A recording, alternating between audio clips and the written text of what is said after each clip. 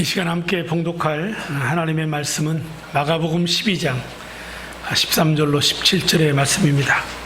함께 한 목소리로 봉독하시도록 하겠습니다. 그들은 말로 예수를 책잡으려고 바리새파 사람들과 헤롯 당원 가운데에서 몇 사람을 예수께로 보냈다. 그들이 와서 예수께 말하였다.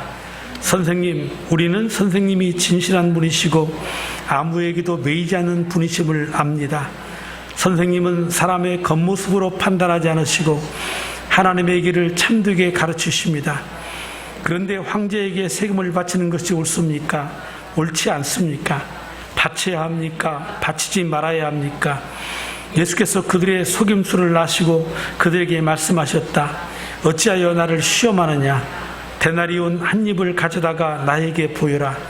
그들이 그것을 가져오니 예수께서 물으셨다. 이 초상은 누구의 것이며 적힌 글자는 누구의 것이냐? 그들은 황제의 것입니다 하고 대답하였다. 예수께서 그들에게 말씀하셨다. 황제의 것은 황제에게 돌려주고 하나님의 것은 하나님께 돌려드려라. 그들은 예수께 경탄하였다. 아멘.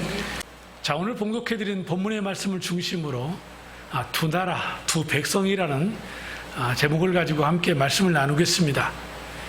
이 가톨릭 교인과 개신교 성도 그리고 유대인이 만나서 하나님께 바치는 헌금에 대해서 이야기를 나눴습니다.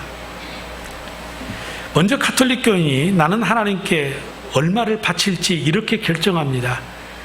먼저 땅에 일직선을 그어놓고 가진 돈 전부를 공중으로 던집니다. 그래서 오른쪽에 떨어지는 돈은 하나님께 드리고 왼쪽에 떨어지는 돈은 제가 갖습니다. 그런데 점점점 왼쪽으로 던지는 겁니다. 이번엔 개신교 성도가 이렇게 말을 합니다. 나는 하나님께 이렇게 물질을 드립니다. 땅에 원을 그려놓고 공중에 물질을 던져서 원 안에 들어가는 것은 하나님의 것이고 원 밖으로 나가는 것은 제가 갖습니다. 그런데 어려움이 생길 때마다 그 원은 점점점 줄어듭니다. 이번에는 유대인 성도가 이렇게 말합니다. 나는 내가 가진 모든 돈을 전부 여호와께 바칩니다. 다른 두 사람이 정말 대단합니다. 어떻게 그럴 수 있습니까? 라고 물어보자 유대 교인은 이렇게 대답을 했습니다. 그거 어렵지 않습니다. 나는 여호와를 향하여 전부를 하나님께 공중으로 던지면서 이렇게 말합니다. 공중에 머무는 돈은 하나님의 돈이요 땅에 떨어지는 돈은 내가 갖습니다. 이렇게 말을 하더라는 것입니다. 여러분, 오늘 본문은 짧은 본문입니다. 가이사의 것은 가이사에게, 하나님의 것은 하나님에게, 이런 주제인데 17절 말씀을 보십시오. 예수께서 그들에게 말씀하셨다. 황제의 것은 황제에게 돌려주고 하나님의 것은 하나님께 돌려드려라. 그들은 예수께 경탄하였다. 어찌 보면 이 말씀이 오늘 어떤 물질, 돈에 대한 이야기를 하는 것 같습니다만 아닙니다. 이 말씀은 사실은 예수를 믿지 않는 사람들일지라도 한두 번 정도는 들어볼 만한 그런 유명한 말씀이지요. 하지만 진정 예수님께서 왜 이렇게 말씀하셨는가에 대한 이해는 매우 부족합니다. 과연 가이사의 것은 가이사에게, 하나님의 것은 하나님께 드리라고 하는 이 말씀의 뜻은 무엇일까요? 세금을 내라는 얘기입니까? 세금을 내지 말라는 얘기입니까? 아니면 하나님께 헌금을 많이 하라는 얘기입니까? 그런데 이렇게 해석한다면 성경을 읽어도 이 성경의 말씀을 너무나 피상적으로 읽는 것입니다. 이 말씀은 단순하게 세금을 내느냐 마느냐, 헌금을 하나님께 드리느냐 안 드리느냐 이런 문제가 아닙니다. 그 속에 담긴 의도는 다른 데 있다라는 것입니다. 우선 이 논쟁의 발단이 무엇인지 살펴볼 필요가 있습니다. 종교의 지도자들은 예수에 대한 반감을 가지고 있어서 어떻게든지 예수에게서 꼬투리를 잡아서 예수를 제거하는 데에 목적이 있습니다. 그러니까 그러니까 저들이 지금 묻고 있는 이 논쟁의 주제, 이 세금의 문제도 사실은 세금 자체의 문제를 어떻게 해야 될 거냐에 대해서 묻는 게 아닙니다. 저들은 이미 세금을 내고 있고 이미 성전세도 내고 있는 사람들입니다. 그리고 예수님도 이미 그것을 알고 계시기 때문에 이 논쟁의 초점을 단순히 세금의 문제에서 그치지 아니하고 하나님의 것은 하나님께 바치라고 하는 소유의 문제로 이 논쟁의 주제를 전환시키고 있는 것입니다. 그 초점이 무엇입니까? 이 논쟁의 주제를 어떤 헛된 율법과 신앙의 논쟁에서 실제적인 하나님의 뜻을 따르는 삶의 문제로 전환시키고 있는데, 다시 말해서 이 논쟁을 통해서 저들이 지금 가지고 있는 잘못된 율법주의적인 관점을 드러냄으로 말미암아 그들의 잘못된 신앙관을 깨우쳐 주려고 하는 데에 주님의 목적이 있는 겁니다. 예수님은 항상 표면적으로 드러난 율법의 문제를 가지고 씨름하지 않았습니다. 언제나 율법의 정신을 가지고 말씀하십니다. 그래서 지난주에 살펴본 예수님의 권위의 문제도 그렇고 성경 속에 나타난 모든 예수님과의 그 갈등의 관계는 표면적으로 드러난 율법과 예수님의 율법의 정신 사이에 언제나 마찰이었죠. 오늘 이 논쟁도 바로 여기에 있습니다. 그럼 본문에 나타난 종교의 지도자들의 질문의 의도는 무엇일까요? 13절로 14절을 보십시오. 그들은 말로 예수를 책잡으려고 바리새파 사람들과 헤롯 당원 가운데에서 몇 사람을 예수께로 보냈다. 그들이 와서 예수께 말하였다. 선생님, 우리는 선생님이 진실한 분이시고 아무에게도 매이지 않으시는 분이심을 압니다. 선생님은 사람의 겉모습으로 판단하지 않으시고 하나님의 길을 참되게 가르치십니다. 그런데 황제에게 세금을 바치는 것이 옳습니까? 옳지 않습니까? 바쳐야 합니까? 바치지 말아야 합니까? 먼저 우리가 이 본문을 읽으면서 매우 특이한 점 하나를 발견할 수 있습니다. 그것은 뭐냐면 이 바리새인과 이 헤롯 당원 사두개인들의 이 조합입니다. 이들은 전혀 다른 생각을 가지고 있는 사람들입니다. 그래서 그리 좋은 관계들을 맺고 있지 않았습니다. 바리새인들은 누굽니까? 철저한 율법주의자들로서 바벨론의 문화에 물들지 아니하고 구별된 거룩한 삶을 살겠다고 애쓰는 사람들입니다. 참 훌륭한 사람들이죠. 헤롯 당원들은 혼합주의자들입니다. 즉 율법의 적용에 있어서 현실에 타협해서 적당히 현실주의로 살자는 자들입니다. 그러니까 이 세금을 내서는 안 된다고 주장하는 사람들은 바리새인들이고 세금을 내야 된다라고 주장하는 사람들은 이 헤롯 당원들 사두개인들이죠. 그런데 전혀 다른 저들이 오늘 함께하고 있습니다. 오직 하나의 목적을 위해서, 바로 예수를 감정에 빠뜨려 예수를 제거하는 데에 한 목적을 가졌던 것입니다. 오늘날도 종종 이런 모습을 많이 볼 수 있습니다. 특별히 이 정치, 경제 속에서 더 많이 이런 현상이 생기지요. 그래서 우리가 흔히 하는 말로 어제의 적이 오늘의 동지가 될 수 있다. 왜입니까? 자신에게 유익이 될 수 있다면.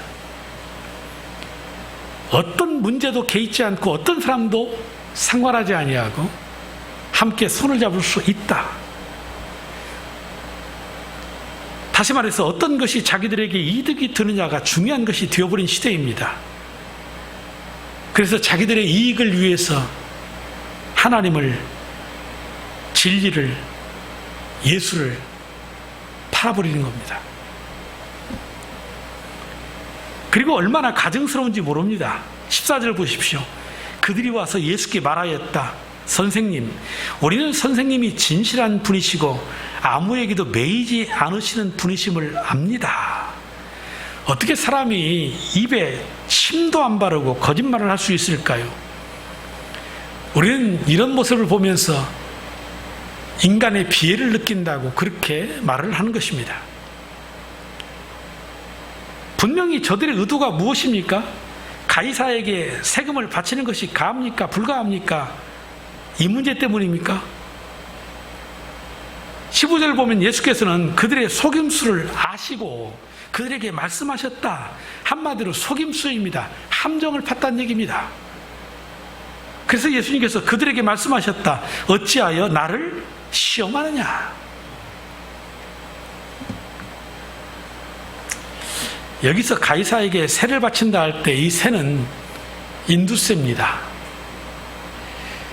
남자들은 만 14세가 되고 여자는 만 12세 그리고 65세에 해당되는 모든 사람들에게 부과하는 한 데나리온의 세금입니다.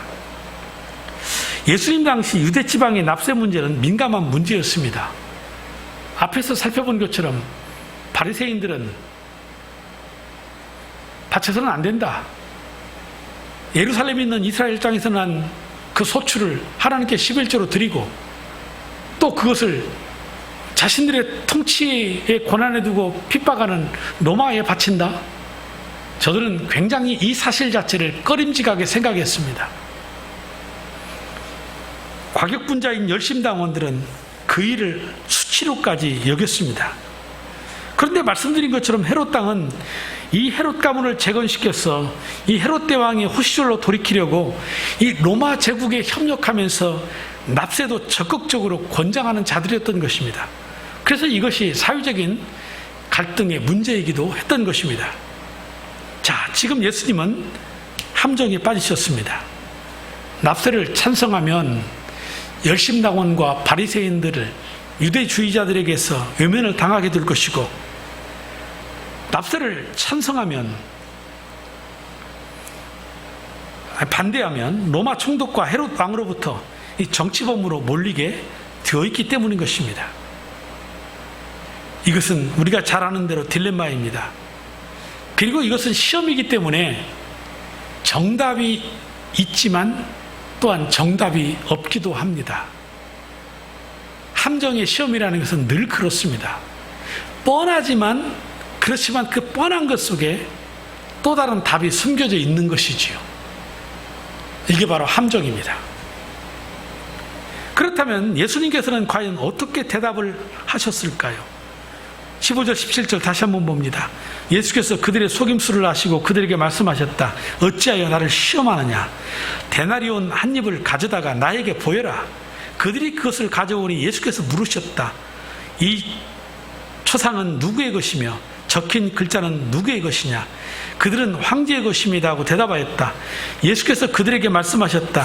황제의 것은 황제에게 돌려주고 하나님의 것은 하나님께 돌려드려라. 그들은 예수께 경탄하였다. 이 말씀은 앞에서 말씀드린 것처럼 단순하게 세금을 내야 됩니까 말아야 됩니까? 아니면 하나님께 헌금을 드려야 됩니까 말아야 됩니까의 이 돈의 문제가 아닙니다. 적어도 이 말씀 속에 담긴 뜻 무엇보다도 저들이 가이사의 것은 가이사에게 바쳐야 됩니까 말아야 됩니까의 이 질문에 대해서 덧붙인 하나님의 것은 하나님께 드리라고 하는 이 말씀 속에서 예수님께서 저들에게 주고자 하는 뜻은 두 가지가 있습니다. 그 첫 번째가 뭐냐면 하나님께 바치는 삶을 살아가라는 것입니다. 결론부터 말하면 그들의 주장은 어느 쪽도 틀린 것입니다.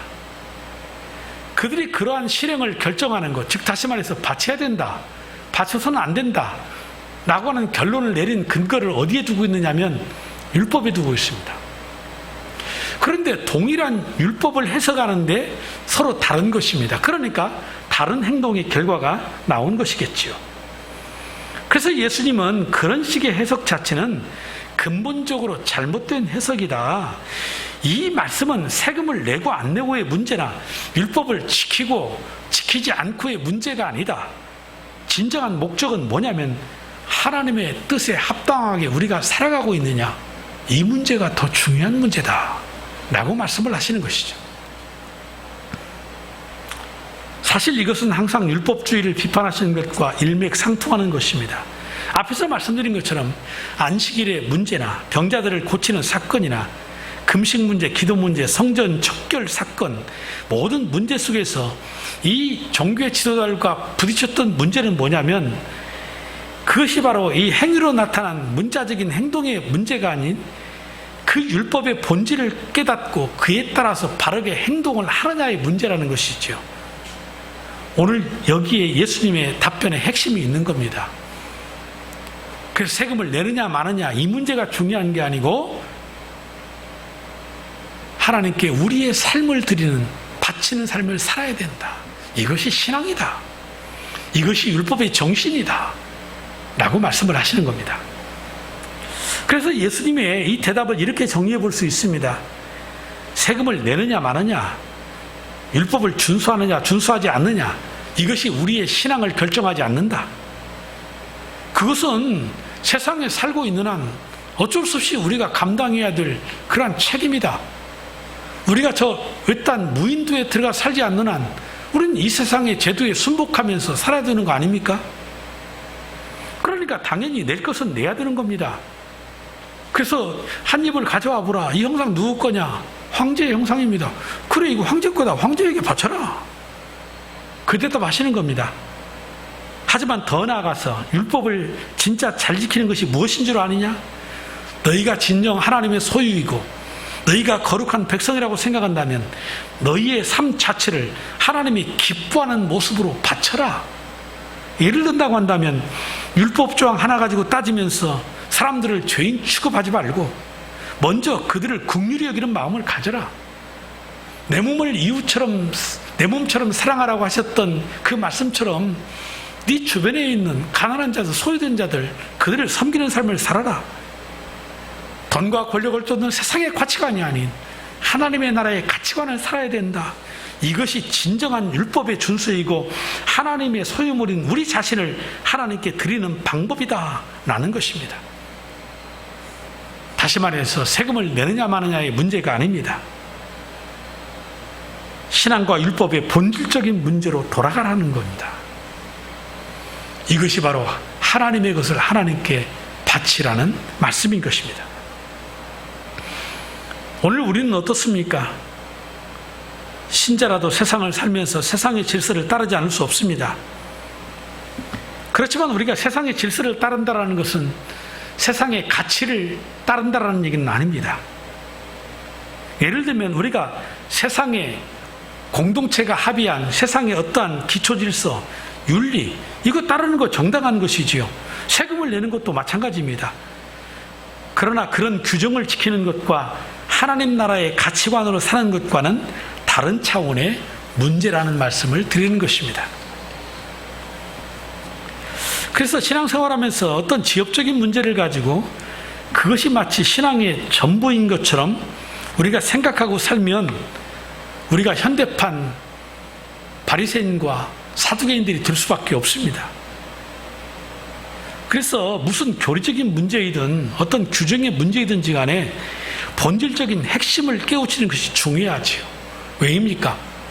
시간이 흐르면서 이것들이 변질되니까 문제가 되는 겁니다. 그래서 어떤 법을 만들 때에는 그 법이 그 당시에는 법을 만든 목적이 있어요.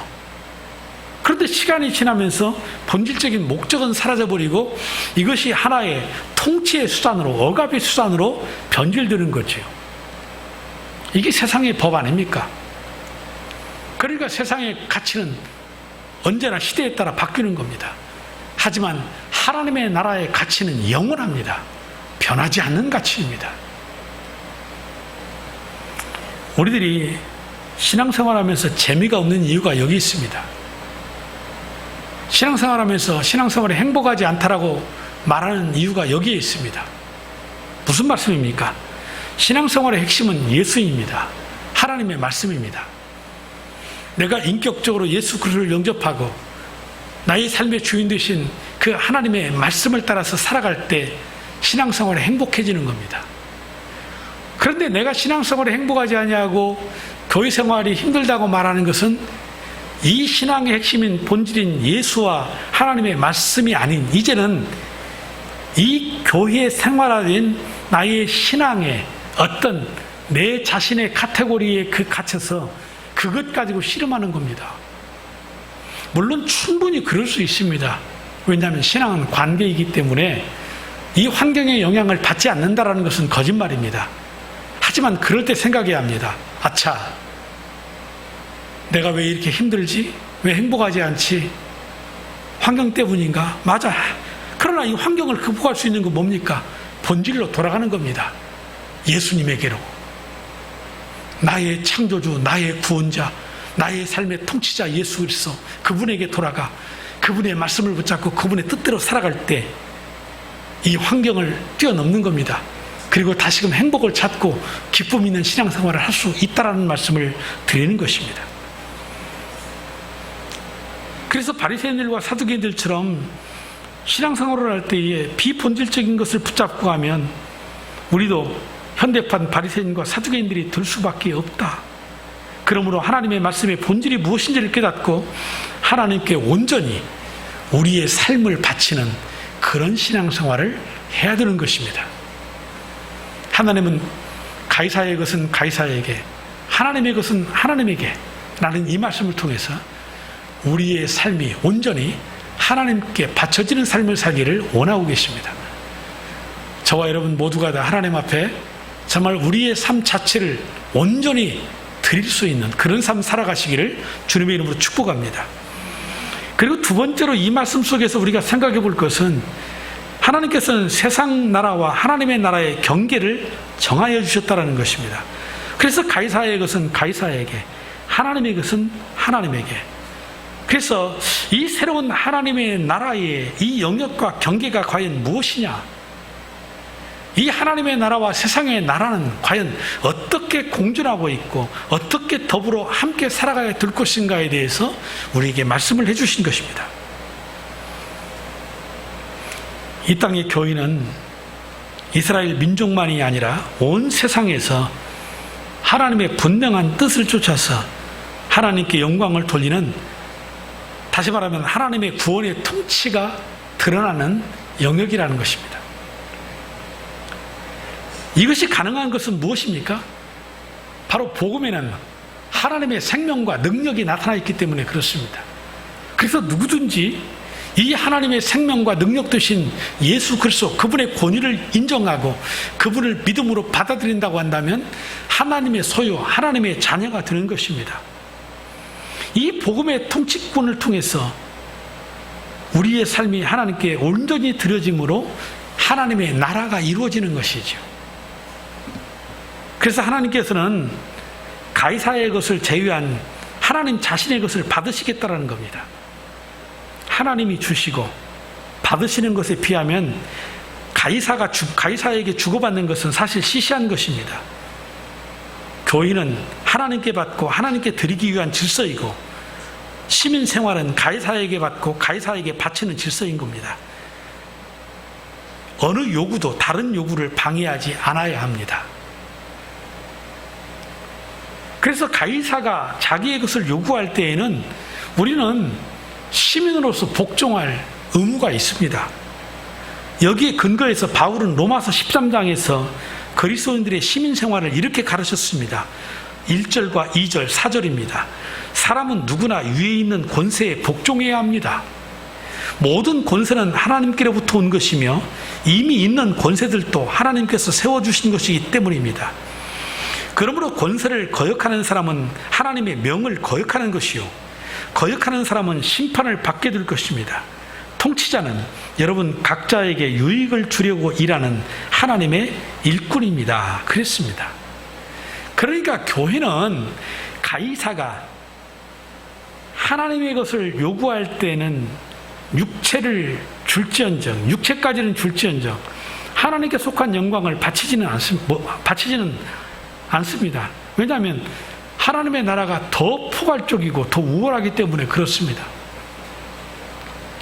세상의 가이사의 통치에, 잘못된 통치 속에서 우리에게 잘못된 것을 요구할 때가 있어요. 그럴 때 우리는 어쩔 수 없이 우리의 육체를 내어놓을 수밖에 없어요. 왜? 하나님의 그 가치를 지키기 위해서이죠. 이걸 다른 말로 말하면 순교입니다. 절대로 우리는 우리의 육체를 내어줄지언정 그 하나님의 영광을 가이사의 영광에 바칠 수는 없는 겁니다. 가이사의 것은 가이사의 것이고 하나님의 것은 하나님의 것입니다. 여기 바친다 이 말은 어떤 뜻이냐면 마땅히 돌려줘야 할 것을 돌려준다는 의미인데, 이 말은 처음부터 주인의 것이었다는 얘기죠. 그렇기 때문에 마태복음 11장에서 이 포도원 농부의 이 비유 속에서 이 농부들이 주인에게 세를 바친다라고 할 때 이 바친다라는 뜻이 그겁니다. 다시 말해서 저들이 농사지어서 저들이 소출을 거뒀지만 처음부터 이것은 농부들의 것이 아니다. 주인의 것이었다라는 거죠.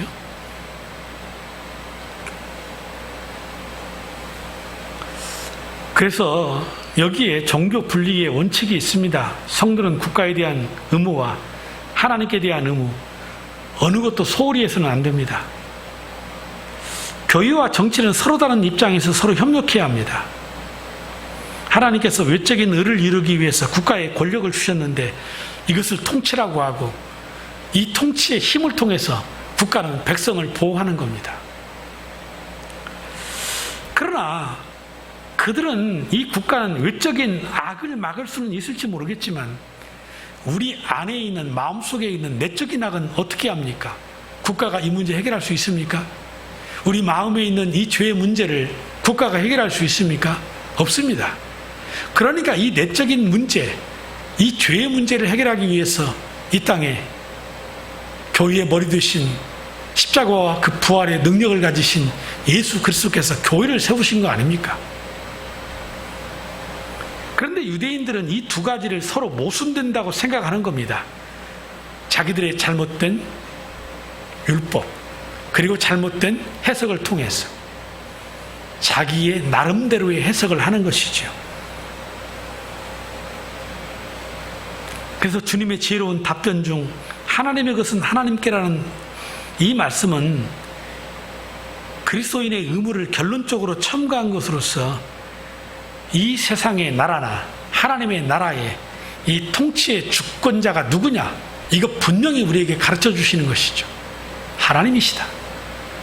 하나님이 우리를 다스리고 이 세상을 다스리고 통치하는 통치자시다. 주권자시다.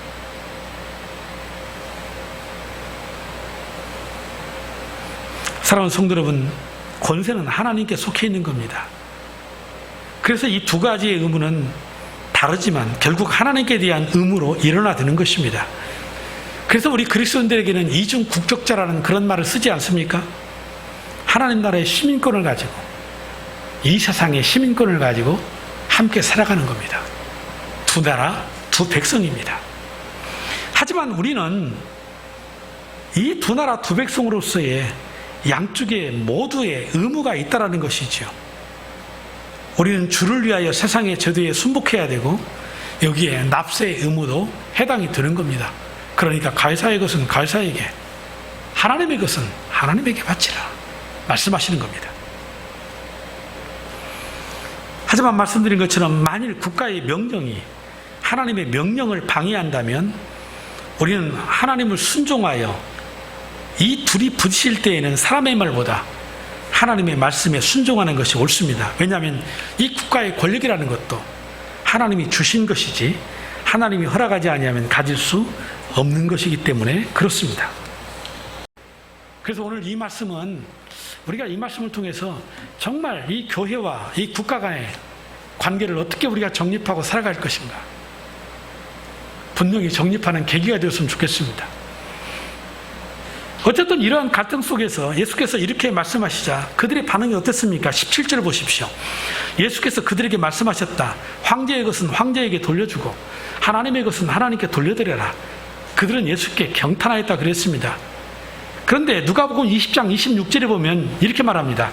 그들은 백성 앞에서 예수의 말씀을 책잡지 못하고 그의 답변에 놀라서 입을 다물었다. 이 동일한 말씀을 개역개정에서는 그들이 판 함정 질문에 예수께서 대답하시는 걸 보고서는 놀랍게 여기고 침묵했다. 여러분, 예수님의 말씀이 옳지요. 진리이지요. 근데 저들이 여기에 할 말을 잃었어요. 그리고 입을 다물어버립니다. 여러분 어떻게 생각하십니까? 와, 예수님이 이겼다. 손뼉 치고 좋아할 일입니까? 그걸로 끝나야 되는 것입니까? 왜 저들은 그런 태도를 보일까요? 정말 탁월하신 예수님의 그 말씀 앞에 진리 되신 예수 그리스도를 깨닫고 예수를 영접하면 저들이 구원받을 수 있는데 저들은 입을 다물고 침묵하고 돌아가는 겁니다. 이 말은 그런 뜻입니다. 예수님이 무슨 말씀을 해도 믿지 않겠다라는 겁니다. 받아들이지 않겠다라는 겁니다. 그것이 바리새인들, 사두개인들, 바로 종교 지도자들의 태도였던 것입니다. 사실 저들 안에는 로마에 세금 내는 것도 싫은 겁니다. 어쩔 수 없이 내는 겁니다. 그런데 훗날에 결국 저들이 반기를 들지요. 그래서 결국은 주 70년에 예수님이 말씀하신 것처럼 로마에 의해서 성전이 파괴되고 성전세 반세계를 낸다고 말씀드렸는데 이런 성전세까지도 다 로마 정부의 강요로 로마에 바치게 됩니다. 반면에 하나님께 바치는 것에 대해서도 저들은 하나님께 바치는 것을 원하지 않습니다.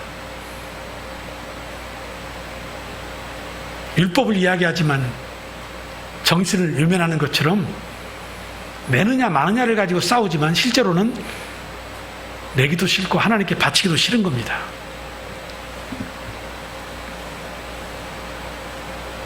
그런데 안타깝게도 어떤 면에서 우리에게도 이런 현상이 일어나고 있다는 겁니다. 하나님의 말씀을 듣고서 그 말씀에 도전되고 내 가슴이 찔려서 내가 하나님의 말씀대로 삶을 살아가면 내 삶에 변화가 일어나고 아름다운 열매가 맺힐 건데 그러지 않는다는 얘기입니다. 그냥 설교 시간이니까 말씀을 듣지 말씀대로 살기 위해서 설교를 듣지 않는 겁니다. 그러니까 말씀을 들어도 침묵하는 겁니다. 우리는 하나님의 말씀을 듣고 결단해야 합니다. 입으로만 말하지 아니하고 행동으로 삶으로 옮겨야 됩니다. 이것이 무엇입니까? 하나님께 나의 삶을 바치는 행위인 것입니다. 사랑하는 성도 여러분, 우리는 이 세상에 살아가면서 세상 나라와 하나님의 나라의 두 나라 백성의 삶을 살아가고 있습니다. 그래서 우리는 하나님 나라의 시민권을 가지고 있고 이 땅의 세상의 시민권, 대한민국 국민으로서의 시민권을 가지고 있습니다. 그러므로 성도는 국가에 대한 의무와 함께 하나님께 대한 의무 어느 것도 소홀히 해서는 안 됩니다. 우리는 주를 위하여 세상의 제도에 순복해야 합니다. 하지만 만일 국가의 명령이 하나님의 말씀을 방해한다면 우리는 하나님의 말씀에 순종하고 이 둘이 부딪힐 때에는 사람의 말보다 하나님의 말씀에 순종하는 것이 옳습니다. 국가의 권력도 하나님이 주신 것이지 하나님이 허락하지 아니하면 가질 수 없는 것이기 때문에 그렇습니다. 그러므로 지난주의 말씀의 연장선상에서 우리는 예수님의 권위를 인정해야 합니다. 그리고 예수님의 말씀의 뜻이 하나님의 말씀의 뜻이 무엇인지를 깨달아서 그 말씀대로 살아가는 것, 이것이 신앙생활인 것입니다. 가이사의 것은 가이사에게 바치십시오.